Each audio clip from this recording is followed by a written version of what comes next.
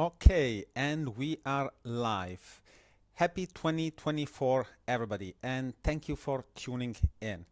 If there are any problems with the audio, please let me know in the chat. I will be keeping an eye on the chat. Well, first of all, thank you for tuning in. You are here to learn about Microsoft Power Automate, the great new updates, and also how to create a really quick process with Microsoft Power Automate Desktop that can help us save a lot of time. It is super important right now to learn these skills because knowing how to automate and use artificial intelligence and automation together, we can do some great things. I have been just playing with the ChatGPT plugin and integrating it to a flow, and it is looking pretty amazing. Why is it looking pretty amazing? Because it's going to allow us to do a whole lot of different processes that previously we couldn't do. But let's take it from the beginning. A other mention that I wanted to say is that thank you everybody that is watching my stream and that has also sent me messages and commented on the videos. I truly appreciate your comments and your messages.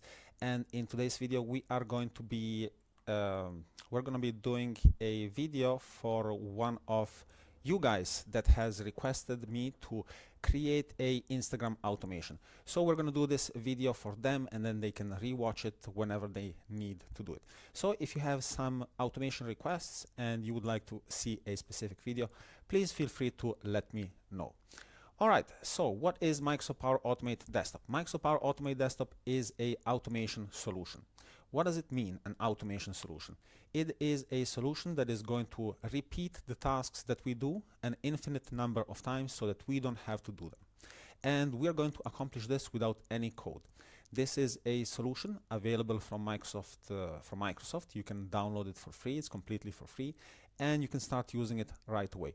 I encourage you to download it and install it so that you can follow along in this video. It is extremely easy to use and set up. Let me walk you through the main features of this application. Once you set it up and you want to start using it, you should always go into the settings and make sure that you set up a keyboard configuration that is going to allow you to stop your robots when they're executing. So sometimes a robot is going to move your mouse, click in different places, do different things. You want to stop it, otherwise it might continue forever. So in here, input the combination of keys that you want to use to stop your robot. You can also check out other things, but they're not that important. Now, let's create a flow. But before we create a flow, you can also dive into the examples that are created by Microsoft. I think that some of these examples are a little bit overkill, or maybe developed too much, but that is good because they show you examples, but use them as examples, don't use them as actual flows. Let's dive into it. Let's create a process like it has been requested from us. So let's create a new flow. We're going to call this Instagram automation. And this is a new feature as well, Power FX enabled. So what is this going to allow us to do? I read a little bit about it, and this is going to allow us to interact with our Excel sheets in a more in a natural language, but in more detail.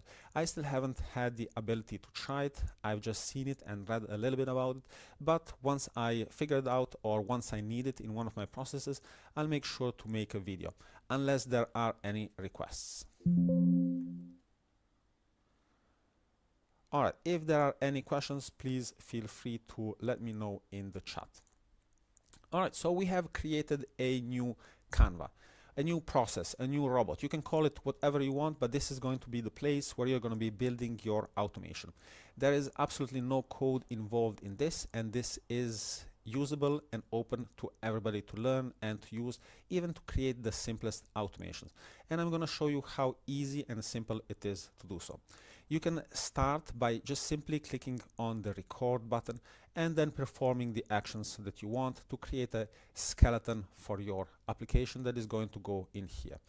Otherwise, you can search the different actions that you have on this side. You have actions that are like, for example, like opening a web browser, extracting information, inserting information, and so on. And on the left side, you're going to see all of the variables that are going to be created. And if you don't know what variables are, you're going to understand in just a minute. It's very simple. All of the UI elements. UI elements are basically the connections that we make with the browser or the applications that we are integrating. And if you don't understand right now, it will all make sense once we create a few UI elements. And also images. Now, I've used images in a couple of processes. They are a last resort, but we can capture images on our screen, move the mouse to that part of the image and make a click on it. It is sometimes useful when we can't find the right selector. So basically, we're able to automate pretty much anything that we want. So the request was for a Instagram process. Let us open Instagram and see what we have to do. So if I remember correctly, we are supposed to search for some tags and then comment or like on the different pictures. So the idea was to create a robot that is going to drive engagement to a specific page. And it is how it's going to do that. It is going to do that by searching for specific tags, then clicking on the image, liking the image, potentially commenting it, and then moving on to the next image. Now, I've just realized that we could also do this process in a different way. So instead of clicking on one image and then going back, we could actually click on an image, click here, and cycle through the images, liking them like this and commenting. Now, as I have just discovered this is an important note that I want to make. Making these automations, it is not a one-way street, meaning that there is many different ways that you can create an automation. That is why automation is so fun and so cool, meaning that you can create this process in a variety of different ways. The better you get, the least steps you're going to use in your automation. The objective is always to use as little steps for automation as possible, so that you have to debug and build basically as little steps as possible. So that is going to be our objective today, to try to build this automation with as little steps as possible and in a quick way as possible. So we are right here in our Canva, and we're going to use the simplest way for building this automation, using the recorder to create a skeleton for us. The recorder pops up, and once we click on the record button, we're going to see some red lines that are going to cover different elements on the field. Now these elements, this red line, highlights the different HTML elements that are on the page. It is telling us that Microsoft Power Automate Desktop has identified this element, and it can perform different actions on this element. It can click on it, it can extract the text, it can take a screenshot, and so on. So what we have to do is we have to click on this image, I guess. So we are just going to click on it like we would actually. So let's click on this image. And we see that two actions have been created automatically for us. One is we launch a web browser and we go to this web page, and the other one is click an element in the web page, and this is the element that it identified. And then the next thing that we're going to do is we're going to click on this button right here. So we're going to click on this button right here. Let's see if it has identified the correct button. So let's delete this step and let's just repeat it again. So once we have it highlighted, let's click it. And then once we have this highlighted, let's click this again. All right, let's click on done. Now, what has happened? A few actions have been created for us automatically. Now, these actions are basically the same actions that you would find here. If you search for click link on web page like we have it right here, it is going to be one of these links right here. Let's see if we have any questions. No questions, but if anybody has any questions, I'll be checking in once in a while, so feel free to ask whatever you want. This just as a reminder, learning Microsoft Power Automate Desktop is very important right now, because when you combine it also with automation, we are going to be able to do a whole lot of amazing processes, like for example commenting on these pages in a dynamic way, meaning we can get these tabs or get these hashtags or the name or even the picture, send it to GPT and ask it to write us a comment for this page, get the comment back and create a comment, making it much more engaging, much more human-like, robot-less-like, and also much more less likely to get spotted as a robot and therefore account terminated. So let's go back to what we are doing one step at a time. Let's first create this basic automation. So the recorder created these steps for us, and then when we search for one of these steps, we're going to be able to find it here. Now I can find multiple steps. Here we can find browser automation, UI automation, and these are all kinds of different automations that we can perform. But since we're doing browser, or we're working on internet or on Edge, we are going to be using browser automation activities. If these fail, then we could use some UI automation, but it's more complex. Let's try with browser automation, see what happens, and then take it from there. Let's delete the extra comments that were created, and let's modify this a little bit. So this was created for us automatically. We're going to change this from attached to a running instance to launch, or let's just actually see what happens when we launch it like this. So let's click on launch. So it is working, it's clicking somewhere and is going to a different page. Kind of, we would say it's kind of working, not really, but I mean in a few seconds of like recording our actions, it looks fine. Let's try to run it one more time just for the sake of it. And whilst we are here, let's unlike this so that it was just like it was originally. Let's run this again.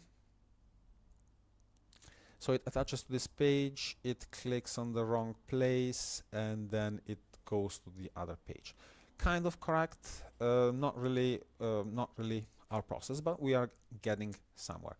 Now, what we want to do is we want to open a new instance. We don't want to attach to this existing page. We want to open a new page. Why want to open a new page? Because we're going to be searching for different tags, and also when we run the process, we wanted to start from a fresh new browser. We're not always going to be on that page. So to do that, we are going to change this that was created for us from attached to running instance to launch a new instance. And let's put the URL right here, the initial URL. And also the website state is going to be maximized. That means it's going to be big screen and not small. In the advanced settings, we can do other fun things like clear cache and clear cookies, but we're not going to do that. I've made a very fun video where we mess up the rankings on a web page where users are allowed to vote on a functionality. So by creating an automation clearing the cache and the cookies, we could vote unlimitedly. So let's save this, and now let's run our process again and see what happens. So it should launch Instagram on the right page, so that is working.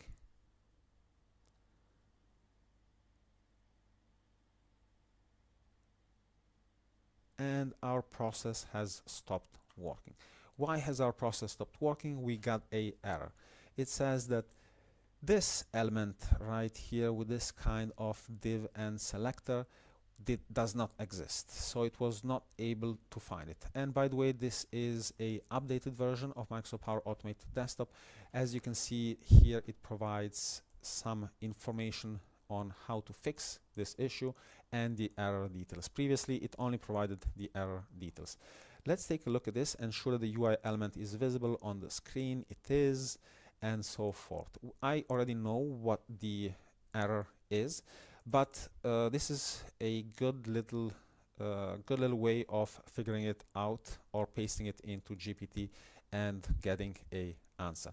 However, when you get this error when the element wasn't identified, it means that it couldn't find the element on the page. But you're asking, how can you not find the element on the page? We just tried it and it worked and it was working. Well, because this page and some of the most biggest pages or most important pages with loads and loads of visitors, not all pages, but like Facebook, Instagram, Twitter, LinkedIn, not so much, some other pages as well.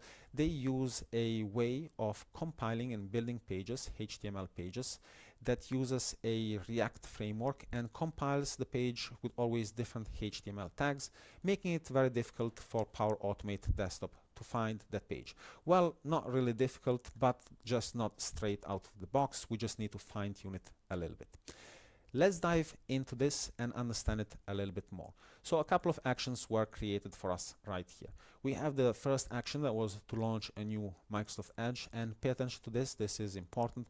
Every action, almost every action that we drag and drop or that we add, creates a variable. So a variable is a place where it stores and contains information that is going to be used later in the process. That's it. It's just a box, a container, something that stores the information. This variable browser stores the information to the browser that we open so that we can perform clicks in it, so that we can use it later on. So just as an example, if we click right here and we go to the advanced, we can see that the web browser instance that we are using is this variable right here. Let's cancel this and click it again.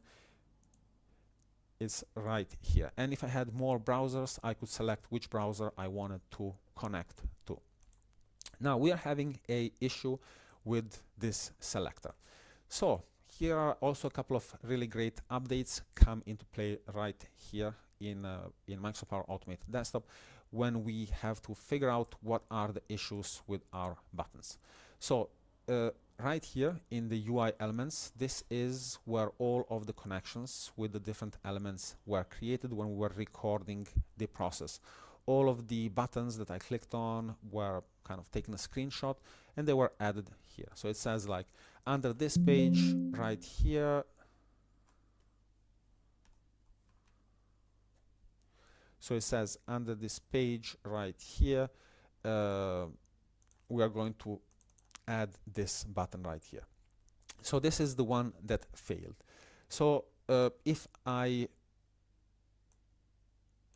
go and check it out, I can see that it has a very complicated structure. Also, usually IDs are dynamic, and we should never use an ID to identify an element, especially on these pages like this React pages. So if I go back, or if I go to the first element right here and I go to the first element right here, I'm going to find this ID right here and uncheck this. Now what happens if I test this?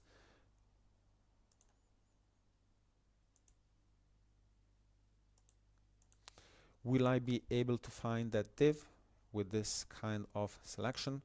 No, I was not able to find it with this kind of selection. Would I be able to find it if I add a class of this? No. Will I be able to, if I add a ordinal? So it did find something. So let's maybe, if we change this ordinal and we add, for example, like 3, let's see what would happen. No. So let's uncheck this ordinal and go to this div, this other div, this ordinal right here, and let's save it and let's see what happens. Let's go back to our there were some issues with the connection. Let's see if everybody has any questions.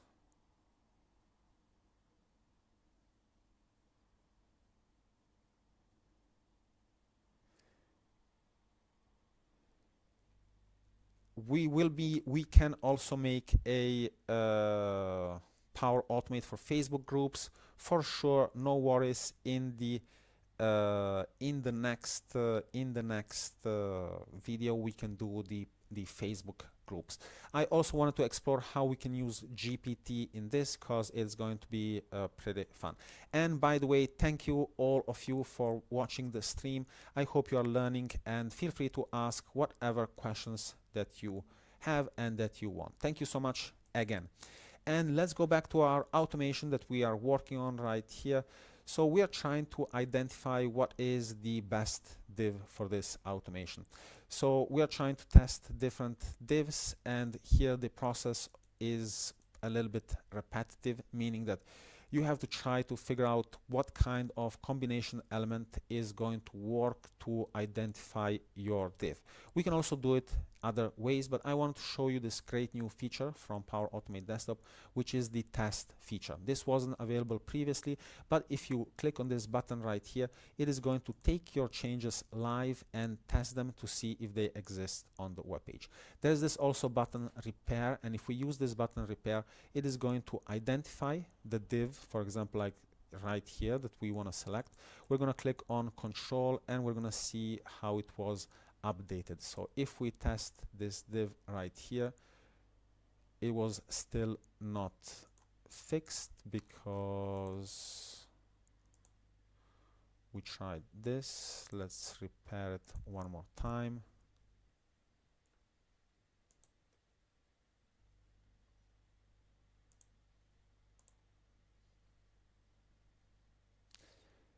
All right, so it is working with this ID. So now we have to kind of try and figure out something else that could work. For example, maybe this class right here, but I doubt it because of all of these strange values.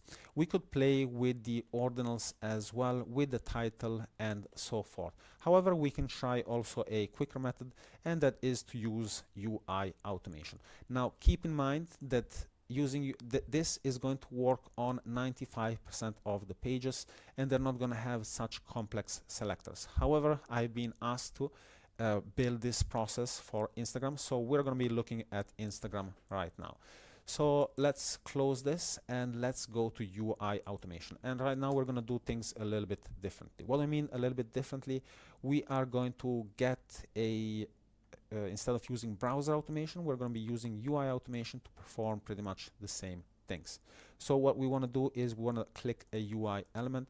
Let's add this UI element and let's add it right here. So this UI element right here, we're going to click on it. And we see that again, a new stuff has been created here for the UI elements for us. Now, if we go to save and then we go inside of the element that was created, we can see that a whole bunch of different stuff has been created here as well. If we click on test, let's see what is going to happen.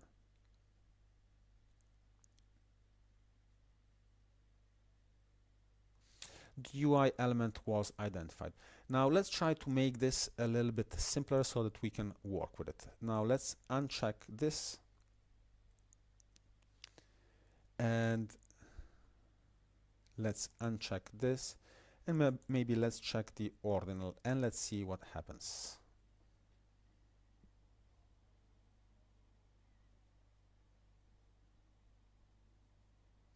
It was still able to identify. That's great. What I'm doing right now, I'm removing all of the values that could be specific to that div so that we can click on multiple ones at the same time. It will all make sense in a little bit. Let's uncheck these as well, and let's uncheck this class as well, and this as well, and this as well, and this famous ID as well. Let's try testing it right now and see if we can still find it. We're still able to find it, which is great. And also our selector is becoming simpler and simpler. Let's keep on simplifying it. And again, what I'm doing is I'm removing all of the ambiguous values that could be here. I'm not an expert. I have no idea what these values mean, but I know that when we see an ambiguous value, it is randomly generated. So like a non-client view, this is not an ambiguous value. This is an ambiguous value, for example, like Gen AI on Instagram, hashtags Microsoft Edge personal 2. Why? Because this is probably going to change when we change the hashtag or when we change the browser. So we're going to remove that. And right now, I don't think we have any more ambiguous values. So we can test this and see if our connector works. And again, this is the same process if we're doing it with HTML, CSS selectors. So it is working. Let's do one quick test and change this value to 1. And the way we're going to do that is inside of the text editor, or we can also change that value. Since it's the last value here, it's probably the last value here. We can also change it here. Let me show you the text editor. Text editor allows you to manually go inside and change the different values. Let's test it. Test the value right now.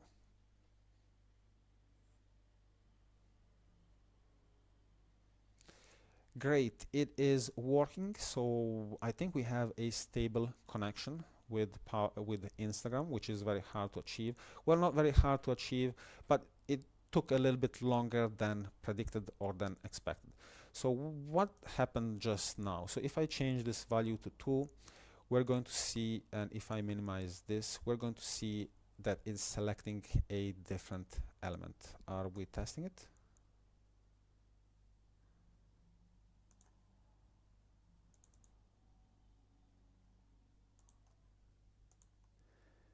Let's test this value.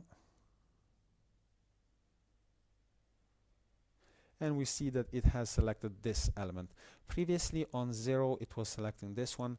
Now on 2 or 3, it's selecting this one. So we know that if we change that value, we can click on multiple images and go and comment on as many as we want. However, that was not really what we wanted to do. What we wanted to do is click here and then cycle through the images like this, because it was much easier. However, previously the way that I did it was by clicking on one image here, closing the image, clicking on another image, and then having to identify these selectors. However, what we have to do right now is just identify the first selector, click on the first selector, and then we're going to be going through with these buttons right here. All right, so let's put this back to what it was. It was 0, and let's save. So that's our first button right here. Let's remove everything else. Well, let's not remove. Let's see what happens actually. So let's close this and let's run our process and see what happens. All right, it is opening the right tab correctly. It has already clicked on the something. That was very fast, and that is also a signal for Instagram to block our account, so we are not going to be going that fast. Oh, it has failed right here.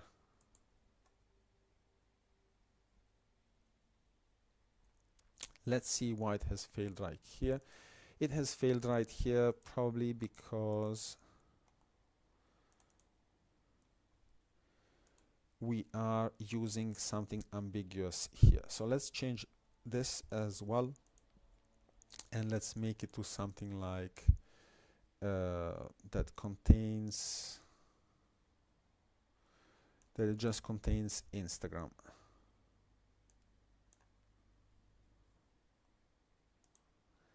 And let's try our process again. So this was the selector that we fixed previously, or we thought that we fixed, but remember that every time this page opens and loads, okay, so right now it is working. And also the other buttons were working, which I was not expecting this button to work, but that's great. So that button worked simply by recording it, because it's a simple button, and Instagram is not generating loads of different kind of CSS rules or ID rules for that button, so it's always the same, so it was able to spy that button. Let's see this button right here, the like button, and see how we can improve it. And keep in mind that we just have 1, 2, 3, 4 different steps. In 2 different steps, we already opened the browser and we're already clicking on the first place where we wanted to click. If we wanted to achieve something like this with code, it would have taken us way longer. It would have been much more difficult to manage and update. So this is a great solution. Even though it might look intimidating for some to learn it, that is completely new and everything, it allows you to really do much more that you could ever potentially do. Let's solve this like button. So just like previously, if we click on this button, we can see that it has a couple of configuration options, all pretty self-explanatory. It says right here what they are, so I'm not going to go over them. And also advanced options. Now we're going to be sending these physical clicks, but what we want to dive into the selector that was created. So the selector was, let's go right here. It was this selector right here. Let's take a look at this selector. It is a pretty bad selector because it just follows a div structure, meaning that if there is one thing more on that page, it is going to be somewhere else. So obviously here we can't use any more class or any other element. So what we are going to do is we're going to use a UI selector for this as well. So let's just add a new UI selector, and let's add a UI element to the page. So let's click right here, and what we want to do is we want to click on this right here. The selector was created for us successfully. Let's take a peek inside of the selector. First of all, on the difference between browser and UI elements. On UI elements, when you update the selector, you also have to update this page or the content page of that selector.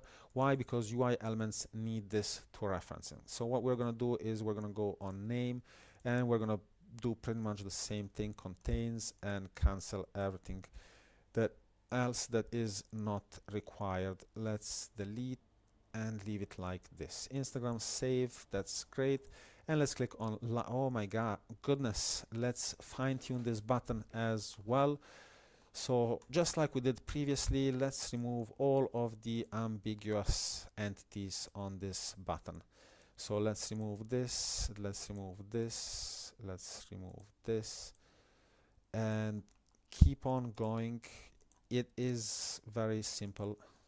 It is, might look intimidating, but also it is not really intimidating. It is very, very, very simple. So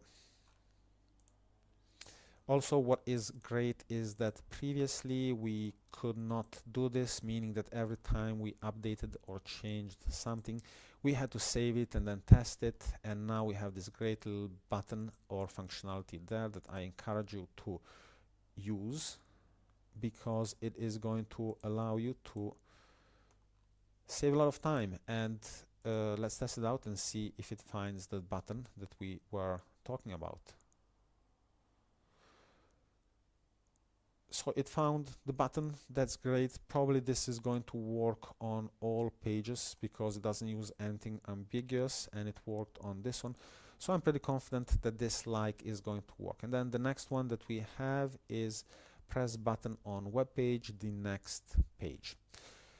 We're not gonna, well, let's test it out and let's just see what happens. Let's uncheck this button. It's unchecked. That's great. And let's run our process. So as you can see, it's been 30 minutes. And again, thank you so much for watching this and for wanting to learn Microsoft Power Automate Desktop. All of your questions are welcome, and also any automation request is welcome. Well, so far so good. Seems to be working pretty well. Keep in mind one thing also is that we have to make sure that we don't look like a robot that is doing this. So let's add something just very simple for right now that is going to do the trick. We're going to add a wait 2 seconds before doing the next action. So we're going to add one wait there, and we're going to add one wait there, making our process slower but also a little bit more difficult to detect, making it a little bit human. 4 seconds to like a picture and go to the next one is more than enough. So all right, our process is working, but it's just doing it on one image. Let's do it on 100 images. So the easiest way to do that is via a loop. We're going to add this loop right here. We're going to start at 1, and we're going to end at 1 billion. We're going to increment by 1. We're going to end at 10 for testing purposes.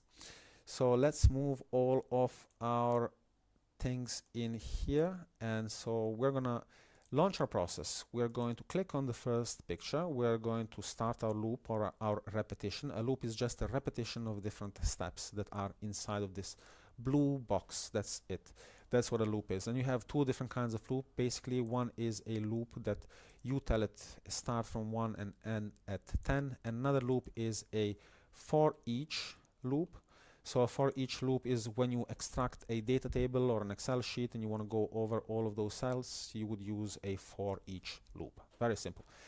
So we wait, we click on like, we wait, we go on the next button, we wait again, we click like. Theoretically, it should work. Let's see if this magic can happen. So we go to Instagram. This is working so far, and in theory, the first step should work also. We click on it. We click on like after 2 seconds, I guess. All right, that has worked. And then we go to the next page. The next page, we liked it already. So let's see what are we gonna click on. Remember, we are also waiting for 2 seconds. Did our process already break? Our process has broken already here in the like images. So because we liked that image already, so it is different. There's different ways that we are going to we could fix it, but let's just say that we came to a fresh page, and just let's see if it works, if it can cycle through as many images as possible. And also I wanted to remove the waiting times for testing purposes. On 10 images is not a big deal. It's not going to flag us as a robot. So the first image is working. 2 seconds, click the second image, next in 2 seconds. All right, now let's wait 2 seconds, click on the image. Is it gonna work? All right, it worked. Let's go to the next picture. All right, so this is the picture again. I think we're going back and forward, back and forward, back and forward. So I think we're going here. And the next picture should have been this, or where do we click? So if we click here, we go, and then this is the next one. Okay, so let's try that one more time. I think there is a issue with the next button. So let's check out our selector for the next button. But we are going step by step. We're almost at the last item. So let's see the button next. What's up with this selector right here? And again, this is wrong. Why is it wrong? So we can solve this in a different way. So let's solve it in a different way. Instead of using a UI element, let's just add a new selector. So once we click on this, another button appears. So the div structure of this page changes. So that's why that element has been changed. So right now we have this, and we have this and this. So what does this mean? This means that if this fails, this is going to execute, and I can have as many of these as possible inside of the same selector.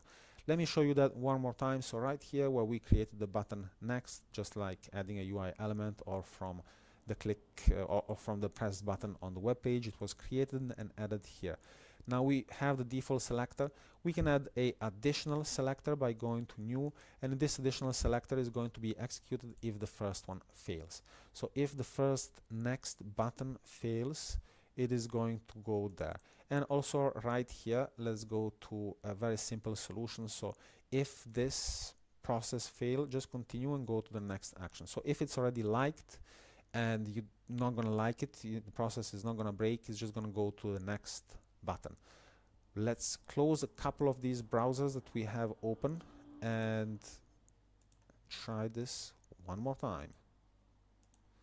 And also we can have a gazillion different modifications that we can make in this process to make it better and to improve it, but this is just a basic skeleton, and most of the time when you're creating these processes, you are going to also be creating a basic skeleton. So for example, yesterday I created a basic skeleton for scraping a database of thousands and thousands of records from a web page. So right now it looks like it's working.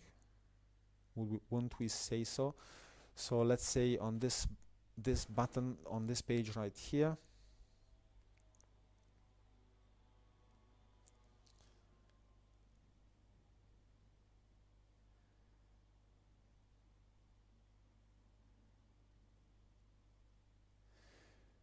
this one we've liked already. So let's see, where is it going to click on next? So for some reason it's clicking on the back and forward of those buttons. Let's solve that issue. So the selector that we created right here, it's a little bit odd. So let's take a look at the selector that we created. So just to maybe take a cruise through this selector, we can have a button, and then there is a really we could play with the ordinals to make it work, but in the sake of time we are just going to get rid of it, and we're going to add a UI element as well. So I'm just going to replicate this element right here with the Control C and Control V, and go inside of it and add a new UI element to it. So the new UI element that we are going to add is going to be this button right here. Actually, let's do something completely different. Since we've already seen how to do this, let me show you how we could do it with image automation. So let's go on record, and then let's go to image recording, and we turn it on, and now we are going to click on this button right here on next. No, we're going to click on record, and we're going to click on this next button right here, and we're going to click on it one more time for sakes. So alright, we've created our image automation. So let's move this right here, and if we click on the images right here, we can see what kind of images we created. So if I double click inside of this, I can see that it is going to be searching for this. What I can do is I can also capture a new image, and I'm going to capture this image right here.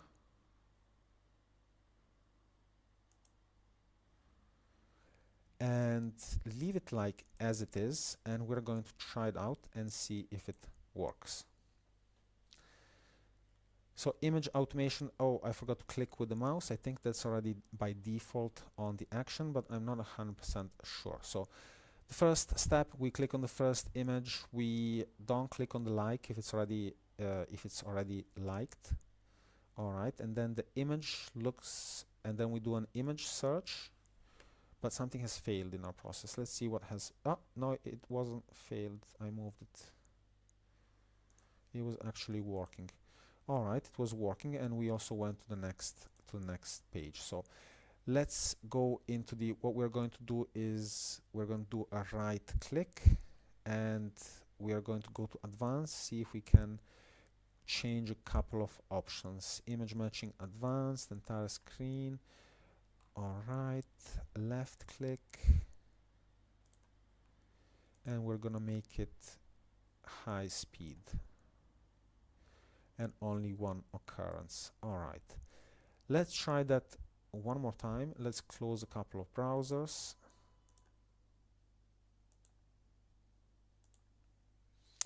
And let's try our process again.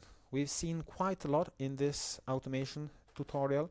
We've seen how to use browser automation. We've seen how to use UI automation.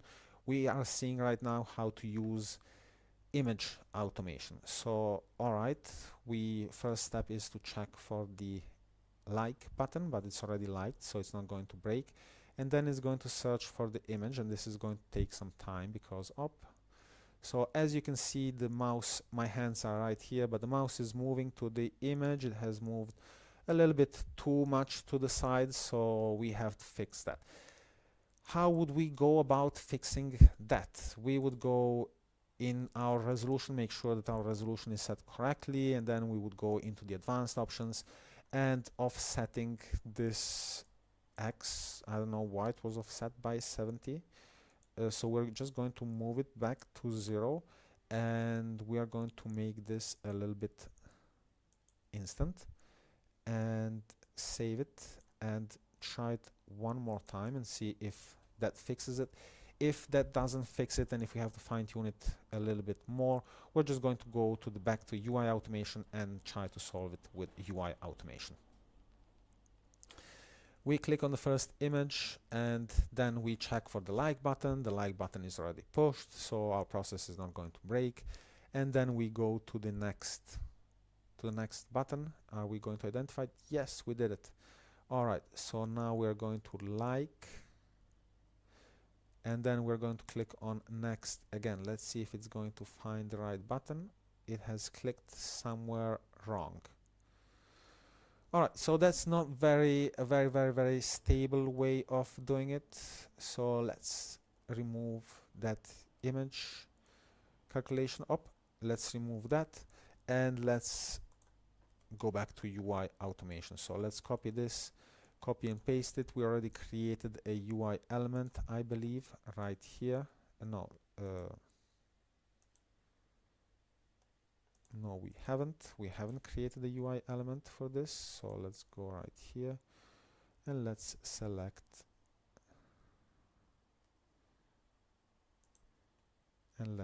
this element right here.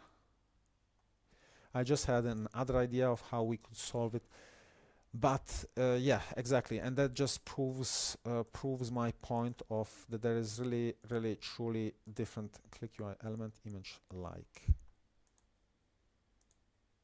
Okay, that proves my point that there is really truly many different ways of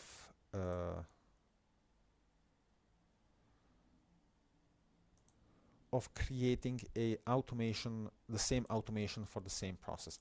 Now I just not sure why it did not spy this element right here, so let's try it one more time. Okay, so now it has created it right here, button next. So let's fine-tune this button next like we did with all of the previous buttons. So next we're gonna leave that, we're gonna remove this first class, we're gonna remove this, and as we go forward we're gonna remove, as we've seen, all of the different ambiguous fields that might compromise or make the selector not work. Again, I'm saying this, I'm not an expert in this, in identifying what are the different class names for every application. What I'm doing, and seems to work for the majority of processes, is removing these ambiguous things, and as we have seen, it turns out that it works and it was able to identify the process. So let's see if it's going to identify it right here. It was able to identify it, so that's great. We have to do one final thing, and that is in this window right here we have to make this not ambiguous. So contains, and we're just going to put Instagram because we're 100% sure that that is going to be inside of our title. So let's save that as well. And now one final step that we want to do is right here inside of this selector Sophie Ventures. We're going to do just one little change, and that is we're not going to start from 0, we're going to start from actually 1, and let's see if our process works right now. Again, we are opening the Instagram page, we're going to those tags, and we are going to be clicking on the second process like we've decided. The like, if it fails, all right, nothing is going to happen, our process is going to continue. And then let's see if the next button is going to work. So did it break? It's not working. No, it worked. All right, it went to the next page.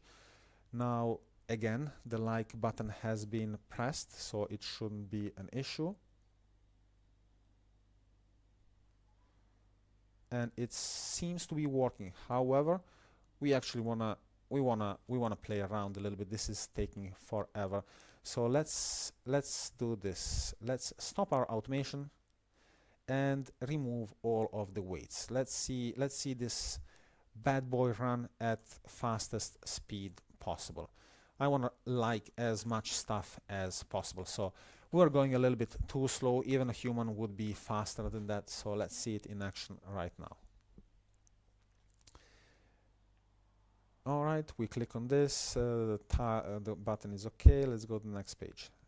So keep in mind also that UI automation is slower than browser-based automation. So it is going to take a little bit longer to identify all of the different elements that are on the page. But it seems like it is working, so great, kudos. We've just built a automation that is going to cycle through all of the different posts and like them and like them. So great, this is a new post. So here it has messed up a little bit. Let's see why it has messed up here a little bit. On the positioning of the element. Now what we would do in this case is well, let's just see it go on a little bit longer. All right, maybe I was moving the mouse, that's why it failed. So right now I'm gonna keep my hands up and see if it's going to work. So all right, seems like it's working so far. But whatever happens, we can basically build a solution to it. So far, it looks like it's working. Now I'm gonna put my hands down after the next one, and we're going to exit this and see what's up. So let's go right here. Let's stop this. This has executed actually all 11 of our posts, and let's change this a little bit. What do I mean? Let's add this final thing. So this is just going for Gen AI tags. Let's make it user friendly. Let's input the input message, or let's add a input. So display input dialog, block input, or how about message input dialog. Let's add a input dialog, and in this input dialog we're gonna say search tags, and then input dialog is type the tag you want to like, and the default value is going to be AI. We're going to save this, and right here in our Gen AI we're going to modify this Gen AI, which is the tag, and we're going to add the user input that we just created. Very easy, super easy. What is this going to do? I'll just show you and you will understand. It is going to come up with a input. We're going to add whatever we want, for example like cats. Very cheesy. Let's not add cats, let's go with like large language models. All right, and let's see what happens. So right now we we are going on to the user input. This is wrong. So this did not work for a second. Let's just fix it. So let's go right here and see that here we have a variable that's called user input, and then when we go right here, and not right here, when we go inside of our link right here, we want to add the user input variable, but the variable should be inserted like this.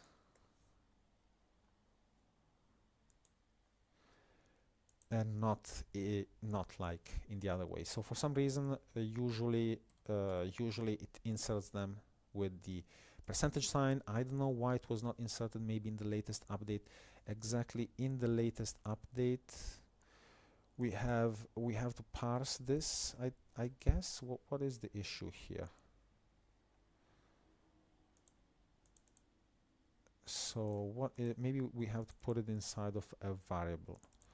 So what I wanted to do is just basically, so if we put right here LLM in our process and we delete this, let's see it work with a different the different tags for different page, different tags, just to make sure that kind of this thing is working as expected. So all right, we are liking some pretty cheesy posts, some pretty cheesy Instagram posts, but our automation is working. It is completely free. It is completely customizable by us. We can do pretty much anything that we want. So therefore, I encourage you to learn Microsoft Power Automate Desktop, to upskill yourself in these technologies. I also have a training course on LinkedIn for Microsoft Power Automate Essentials. I have created also an advanced course that is going to be released by LinkedIn pretty soon. Thank you so much for watching. I hope that you have enjoyed this, and if you have stayed also with me so far, if you require training and support with Microsoft Power Automate Desktop, feel free to reach out. These pictures, these posts are getting a little bit out of hand, but as we can see, The process hasn't broken yet. It has liked I don't know how many comments and pages already. Well, it should stop at 11. So at 11 it should not like, but we can make it go on until infinity and beyond. And once again, thank you so much, RPA champions, for staying with me. For any questions, feel free to reach out to me. I will be looking forward to your comments and to your questions. Thank you again and have a great day. Let's check if there are any last minute questions from anybody. We've opened a bunch of different windows. I have closed the window with the live stream. So thank you everybody and have